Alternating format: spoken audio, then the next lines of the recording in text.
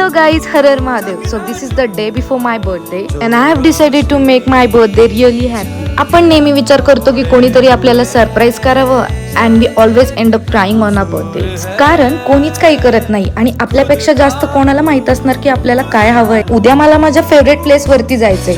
So म्हणून मी हा plan आज केला. म्हणजे मी उद्या पण एन्जॉय करू शकेन. सो माझं फर्स्ट गिफ्ट होतं iPad 9 जनरेशन. खुशी देख रहे हो. आता आपण चाललोय माझ्या नेक्स्ट गिफ्ट कडे, जी आहे माझी अँड आय थिंक खूप जणांची ड्रीम बाईक हंटर 350.